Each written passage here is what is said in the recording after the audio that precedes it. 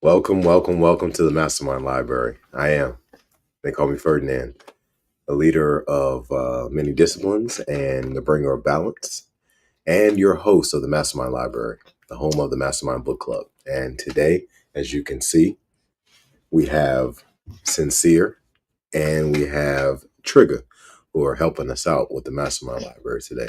They might not do too much reading, but they're definitely going to do plenty of eating this dry fruit, these dried berries that we have. So that's one of the things they're really good at. So we have reached the second episode of the reading of the what is this book called? The NeverEnding Story.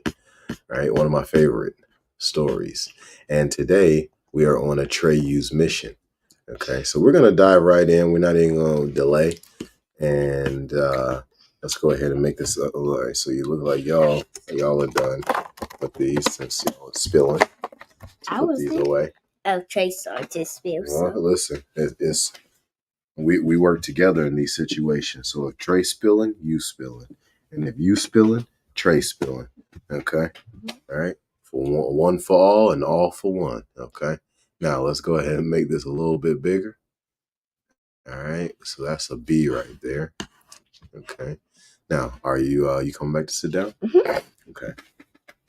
All right. This is a great story. You guys are gonna love this. Okay. Now let's move this over just a little bit. Trey, stop. Trey, stop. Okay. Now let's make this bigger and let's take this off. This right here. There we go. All right. Listen. Because of their special importance, deliberations concerning the welfare of all Fantasia were held in the great throne room of the palace, which was situated only a few floors below the Magnolia Pavilion. The large circular room was filled with muffled voices. The 499 best doctors in Fantasia had assembled there and were whispering or mumbling with one another in groups of varying sizes. Each one had examined the childlike empress, some more recently than others, and each had tried to help her with his skill, but none had succeeded. None knew the nature or cause of her illness, and none could think of a cure for it. Just then, the 500th doctor, the most famous in all Fantasia, whose knowledge was said to embrace every existing medicinal herb, every magic philter, and secret of nature, was examining the patient. He had been with her for several hours, and all his assembled colleagues were eagerly awaiting the result of his examination. Of course, this assembly was nothing like a human medical congress. To be sure, a good many of the inhabitants of Fantasia were more or less human in appearance, but at least as many resembled animals or were even farther from the human. The doctors inside the hall were just as varied as the crowd of messengers milling about outside. There were dwarf doctors with white beards and humps. There were fairy doctoresses in shimmering silvery blue robes and with glittering stars in their hair. There were water sprites with big round bellies and webbed hands and feet. Sitz baths had been installed for them. There were white snakes who had coiled up on the long table at the center of the room. There were witches, vampires, ghosts, none of whom are generally reputed to be especially benevolent or conducive to good health. If you are to understand why these last were present, there is one thing you have to know. The childlike empress, as her title indicates, was looked upon as the ruler over all the innumerable provinces in the Fantasian Empire. But in reality, she was far more than a ruler. She was something entirely different. She didn't rule. She had never used force or made use of her power. She never issued commands, and she never judged anyone. She never interfered with anyone and never had to defend herself against any assailant. for no one would have thought of rebelling against her or of harming her in any way. In her eyes, all her subjects were equal. She was simply there in a special way.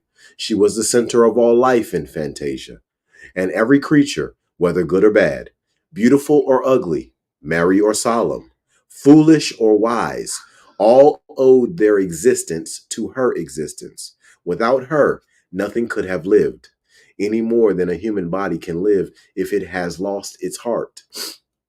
All knew this to be true, though no one fully understood her secret. Thus, she was respected by all the creatures of the empire, and her health was of equal concern to her. For her death would have meant the end of them all, the end of the boundless Fantasian realm. Bastian's thoughts wandered. Suddenly, he remembered the long corridor in the hospital where his mother had been operated on. He and his father had sat waiting for hours outside the operating room. Doctors and nurses hurried this way and that. When his father asked about his wife, the answer was always evasive. No one really seemed to know how she was doing. Finally, a bald-headed man in a white smock had come out to them. He looked tired and sad. Much as he regretted it, he said his efforts had been in vain. He had pressed their hands and mumbled something about heartfelt sympathy. After that, everything had changed between Bastian and his father. Not outwardly. Bastian had everything he could have wished for. He had a 3-speed bicycle, an electric train, plenty of vitamin pills, 53 books, a golden hamster, an aquarium with tropical fish in it, a small camera, 6 pocket knives, and so forth and so on. But none of all this really meant anything to him. Bastian remembered that his father had often played with him in the past. He had even told him stories. No longer. He couldn't talk to his father anymore. There was an invisible wall around his father, and no one could get through to him. He never found fault, and he never praised. Even when Bastian was put back in school, his father hadn't said anything.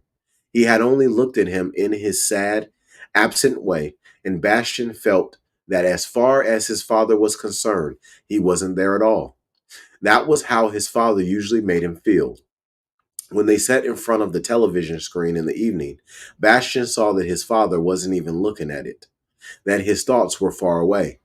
Or when they both sat there with books, Bastian saw that his father wasn't reading at all. He'd been looking at the same page for hours and had forgotten to turn it. Bastian knew his father was sad. He himself had cried for many nights.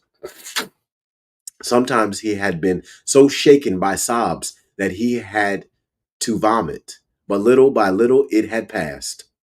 And after all, he was still there. Why didn't his father ever speak to him? Not about his mother, not about important things, but just for the feel of talking together. If we only knew, said a tall, thin fire sprite with a beard of red flames. If only we knew what her illness is. There's no fever, no swelling, no rash, no inflammation. She just seems to be fading away. No one knows why. As he spoke, little clouds of smoke came out of his mouth and formed figures. This time they were question marks. A bedraggled old raven who looked like a potato with feathers stuck onto it every which way, answered in a croaking voice. He was a head cold and sore throat specialist. She doesn't cough. She hasn't got a cold. Medicinally speaking, it's no disease at all. He adjusted the big spectacles on his beak and cast a challenging look around. One thing seems obvious, buzzed a scarab, a beetle, sometimes known as a pill roller.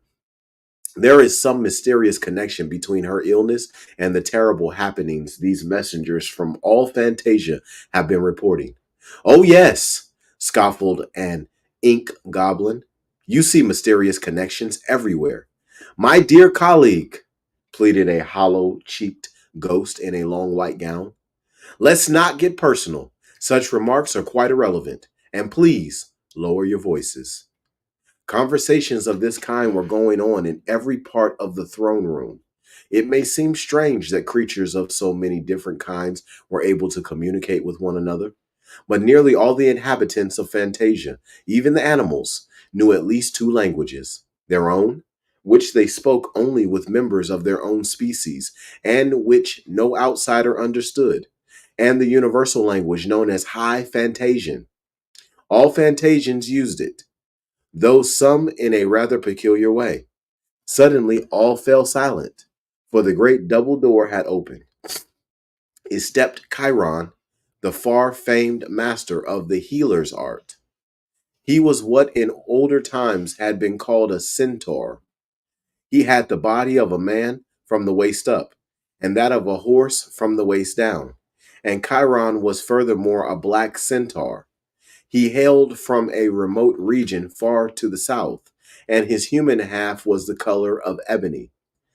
Only his curly hair and beard were white, while the horse-like half of him was striped like a zebra.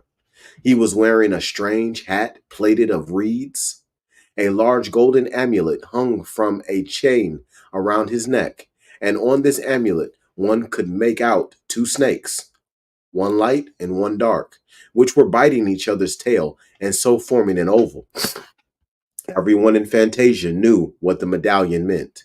It was the badge of one acting on orders from the childlike empress, acting in her name as though she herself were present. It was said to give the bearer mysterious powers, though no one knew exactly what these powers were. Everyone knew its name, Arin, but many, who feared to pronounce the name, called it the gem or the glory. In other words, the book bore the mark of the childlike empress. A whispering passed through the throne room, and some of the doctors were heard to cry out. The gem had not been entrusted to anyone for a long, long time. Chiron stamped his hooves 2 or 3 times. When the disorder subsided, he said in a deep voice, "Friends, don't be too upset. I shall only be wearing Arin for a short time. I am merely a go-between. Soon I shall pass the gem on to one worthier." The breathless silence filled the room. I won't try to misrepresent our defeat with high-sounding words. The childlike empress's illness has baffled us all. The one thing we know is that the destruction of Fantasia began at the same time as this illness. We can't even be sure that medical science can save her, but it is possible, and I hope none of you will be offended at what I am going to say. It is possible that we who are gathered here, do not possess all knowledge, all wisdom. Indeed, it is my last and only hope that somewhere in this unbounded realm there is a being wiser than we are, who can give us help and advice. Of course, this is no more than a possibility, but one thing is certain: the search for this Savior calls for a pathfinder, someone who is capable of finding paths in the pathless wilderness and who will shrink from no danger or hardship. In other words, a hero. And the childlike empress has given the name of this hero, to whom she entrusts her salvation and ours. His name is Atreyu, and he lives in the grassy ocean beyond the silver mountains. I shall transmit Arin to him and send him on the great quest. Now you know all there is to know. With that, the old centaur thumped out of the room. Those who remained behind exchanged looks of bewilderment. What was this hero's name? One of them asked. Atreyu, or something of the kind, said another. Never heard of him, said the third. And all 499 doctors shook their head in dismay. The clock in the belfry struck 10. Bastian was amazed at how quickly the time had passed. In class, every hour seemed to drag on for an eternity. Down below, they would be having history with Mr. Drone, a gangling, ordinarily ill-tempered man, who delighted in holding Bastion up to ridicule because he couldn't remember the dates when certain battles had been fought or when someone or other had reigned. The grassy ocean behind the Silver Mountains was many days' journey from the Ivory Tower. It was actually a prairie, as long and wide and flat as an ocean. Its whole expanse was covered with tall, juicy grass, and when the wind blew, great waves passed over it with a sound like troubled water. The people who lived there were known as grass people or greenskins. They had blue-black hair, which the men as well as the women wore long and often in pigtails, and their skins was olive green. They led a hard, frugal life, and their children, girls as well as boys, were brought up to be brave, proud, and generous. They learned to bear heat, cold, and great hardship, and were tested for courage at an early age. This was necessary because the Greenskins were a nation of hunters. They obtained everything they needed either from the hard, fibrous prairie grass or from the purple buffaloes, great herds of which roamed the grassy ocean. The purple buffaloes were about twice the size of common bulls or cows. They had long, purplish red hair with a silky sheen and enormous horns with tips as hard and sharp as daggers. They were peaceful as a rule, but when they scented danger or thought they were being attacked, they could be as terrible as a natural cataclysm. Only a greenskin would have dared to hunt these beasts, and moreover, they used no other weapons than bows and arrows. The greenskins were believers in chivalrous combat, and often it was not the hunted, but the hunter who lost his life. The greenskins loved and honored the purple buffaloes, and held that only those willing to be killed by them had the right to kill them. News of the childlike empress's illness and the danger threatening all Fantasia had not yet reached the grassy ocean. It was a long, long time since any traveler had visited the tent colonies of the Greenskins. The grass was juicier than ever. The days were bright, and the nights full of stars. All seemed to be well, but one day a white-haired black centaur appeared. His hide was dripping with sweat. He seemed totally exhausted, and his bearded face was haggard. On his head, he wore a strange hat plaited of reeds, and around his neck a chain with a large golden amulet hanging from it. It was Chiron. He stood in the open space at the center of the successive rings of tents. It was there that the elders held their council and that the people danced and sang old songs on feast days. He waited for the greenskins to assemble, but it was only very old men and women and small children, wide-eyed with curiosity, who crowded around him. He stamped his hooves impatiently. "Where are the hunters and huntresses?" he panted, removing his hat and wiping his forehead. A white-haired woman with a baby in her arms replied, "They are still hunting. They won't be back for 3 or 4 days."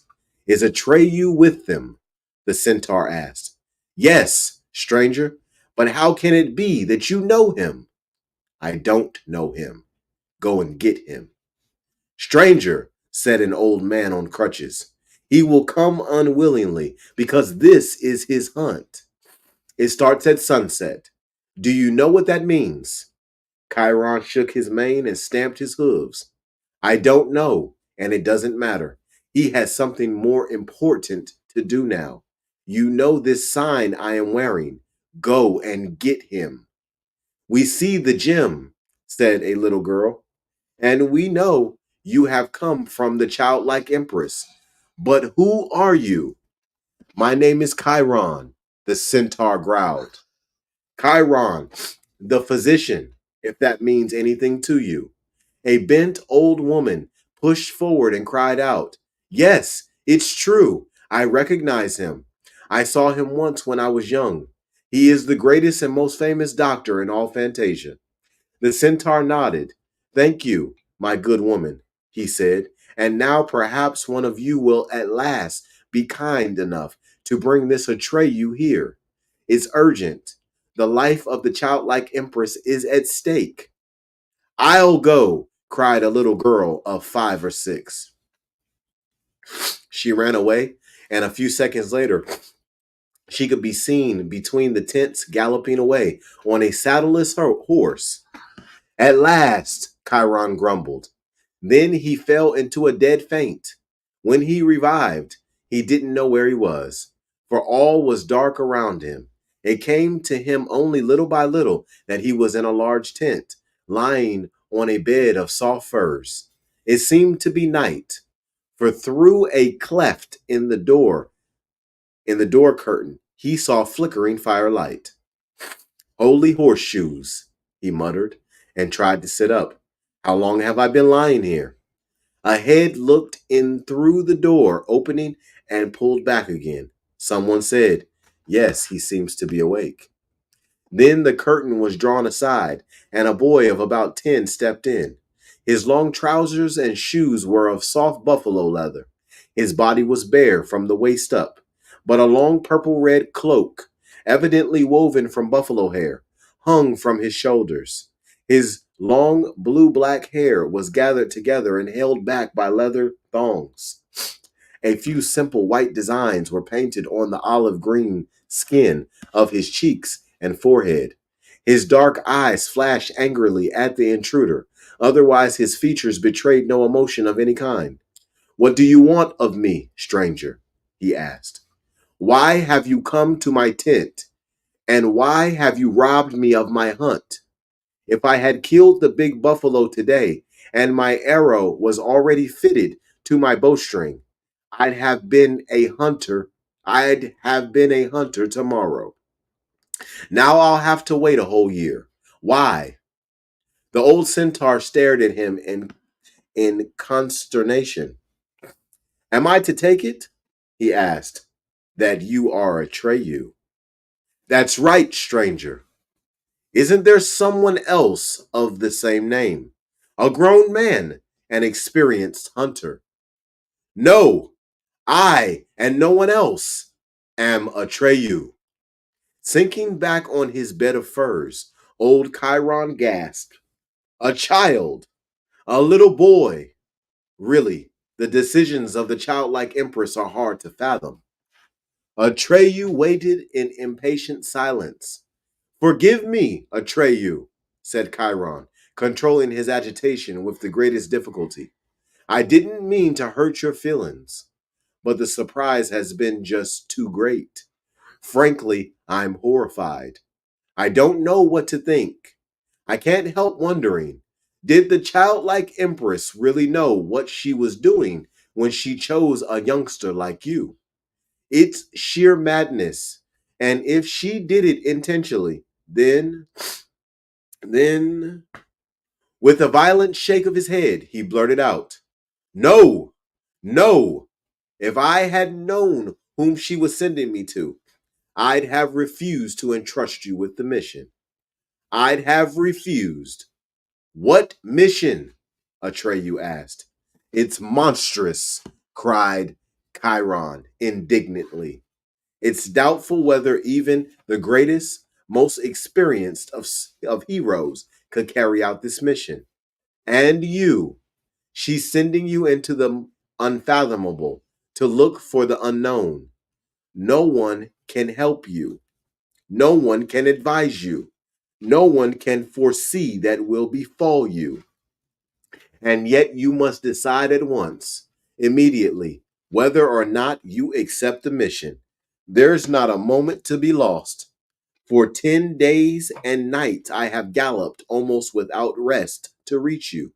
But now I almost wish I hadn't got here. I'm very old.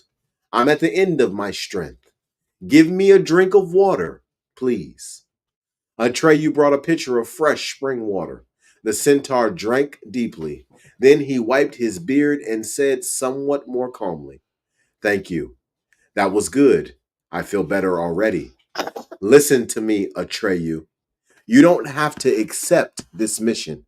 The childlike empress leaves it entirely up to you. She never gives orders. I'll tell her how it is and she'll find someone else. She can't have she can't have known you were a little boy. She must have got you mixed up with someone else. That's the only possible explanation. What is this mission? Atreyu asked. To find a cure for the childlike empress, the centaur answered, and save Fantasia. Is she sick? Atreyu asked in amazement. Chiron told him how it was with the childlike empress and what the messengers had reported from all parts of Fantasia. Atreyu asked many questions, and the centaur answered them to the best of his ability.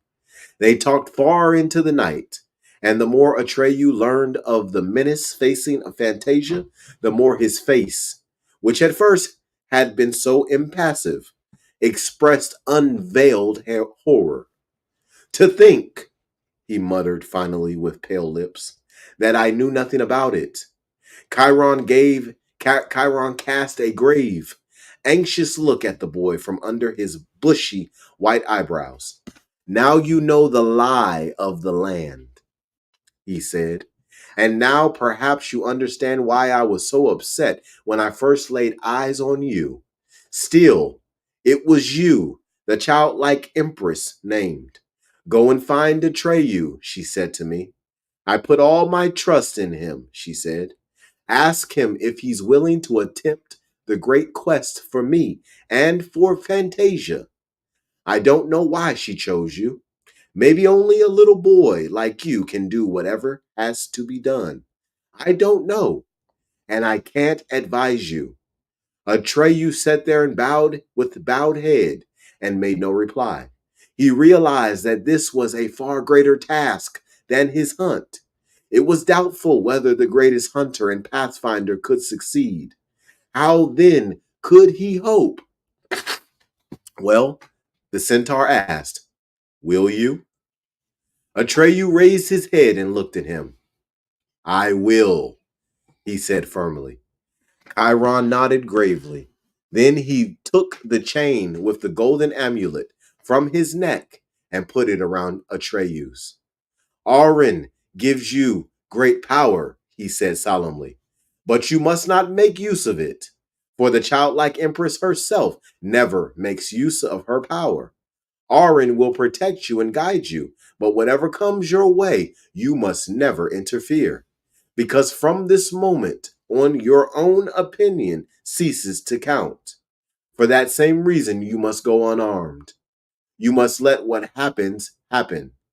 Everything must be equal in your eyes, good and evil, beautiful and ugly, foolish and wise, just as it is in the eyes of the childlike empress. You may only search and inquire, never judge. Always remember that, Atreyu. Auron, Atreyu repeated with awe. I will be worthy of the glory. When should I start? Immediately, said Chiron. No one knows how long your great quest will be. Every hour may count, even now. Say goodbye to your parents and your brothers and sisters. I have none, said Atreyu. My parents were both killed by a buffalo soon after I was born. Who brought you up? All the men and women together. That's why they called me Atreyu, which in our language means son of all. No one knew better than Bastion what that meant. Even though his father was still alive, and Atreyu had neither father nor mother to make of it, Atreyu had been brought up by all the men and women together, and was the son of all. Bastion had no one, and was really nobody's son. All the same, Bastion was glad to have this much in common with Atreyu, because otherwise he resembled him hardly at all, neither physically nor in courage and determination. Yet Bastion, too, was engaged in a great quest and didn't know where it would lead him or how it would end. In that case, said the old centaur, you'd better go without saying goodbye. I'll stay here and explain. Atreyu's face became leaner and harder than ever.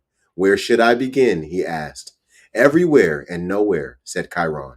From now on, you will be on your own, with no one to advise you. And that's how it will be until the end of the great quest, however it may end.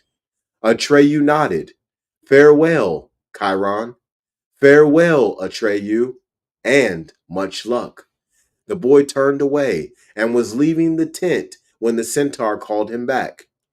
As they stood face to face, the old centaur put both hands on Atreyu's shoulders, looked him in the eye with a respectful smile, and said slowly, I think I'm beginning to see why the childlike empress chose you, Atreyu.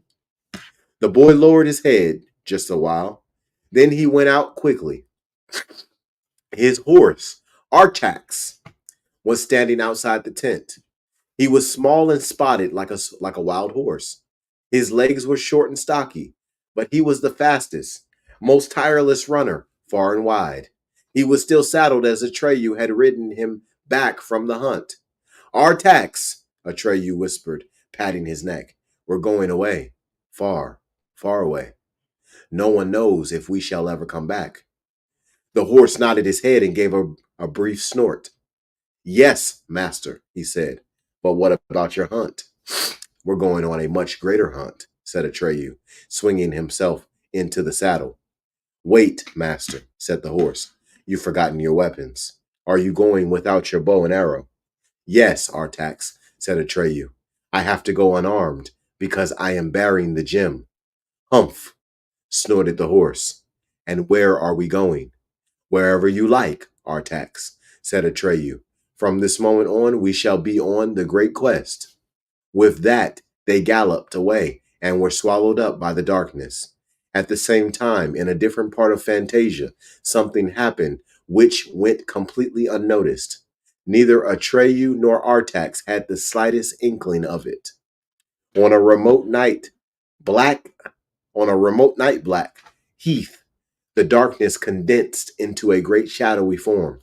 It became so dense that even in the moonless, starless night, it came to look like a big black body. Its outlines were still unclear, but it stood on four legs, and green fire glowed in the eyes of its huge, shaggy head. It lifted up its great snout and stood for a long while, sniffing the air. Then suddenly it seemed to find the scent it was looking for, and a deep, triumphant growl issued from its throat, and off it ran through the starless night in long, soundless heaps. The clock in the belfry struck 11. From the downstairs corridor arose the shouts of children running out to the playground. Bastian was still squatting, cross-legged, on the mats. His legs had fallen asleep. He wasn't in Indian style after all. He wasn't an Indian after all. He stood up, took his sandwich and an apple out of his satchel, and paced the floor. He had pins and needles in his feet, which took some time to wake up. Then he climbed onto the horse and straddled it. He imagined he was Atreyu, galloping through the night on Artax's back. He leaned forward and rested his head on his horse's neck. Gee, he cried. Run, Artax! Gee! Gee! Then he became frightened. It had been foolish of him to shout so loud. What if someone had heard him? He waited a while and listened, but all he heard was the intermingled shouts from the yard. Feeling rather foolish, he climbed down off the horse. Really, he was behaving like a small child. He unwrapped his sandwich and shined the apple on his trousers. But just as he was biting into it, he stopped himself. No, he said to himself aloud. I must carefully apportion my provisions. Who knows how long they will have to last me? With a heavy heart, he rewrapped his sandwich and returned it to his satchel along with the apple. Then with a sigh, he settled down on the mats and reached for the book. And that concludes chapter 2. Chapter 3, we're going to be going into into Morla, the aged one. This is an amazing journey, y'all, that we go through in in the NeverEnding Story. This is an amazing, amazing journey. This is something that I highly recommend that we give to the children and we let them pick it apart and understand it. And one of the things that I want to point out is in chapter 2, we get introduced to Chiron. Okay. And Chiron within this book is representative of healing. Chiron is a doctor. Chiron is half is a centaur, right? All right, come here, boo boo. Chiron is a centaur, okay? And Chiron is representative of your healing. So there are many astrological references in this material. That's what I want to point out to y'all. Chiron on the astrological chart represents your healing. Chiron represents your healing, okay? But they have Chiron in this book. Okay, so they have Chiron in the NeverEnding Story. That would more than likely mean that Atreyu represents Aries. He would represent the warrior, or he may represent something else. But more than likely, if we're looking at astrological references in this book, then we're going to have Chiron, we're going to have Saturn, we're going to have Aries, we're going to have all of the signs, we're going to have all of the elements, and we're going to have all of the aspects. We're going to have all of that. So this is what I'm starting to see for the first time in my life, is that there are astrological references in the NeverEnding Story. And more than likely, that's part of what makes the NeverEnding Story so powerful, to get children to pay attention. Okay, so everybody be blessed. We're going to be back on chapter 3 on our next episode. Today, episode 74. Thank everybody for being here. And I want everybody to make sure that you expose your gift.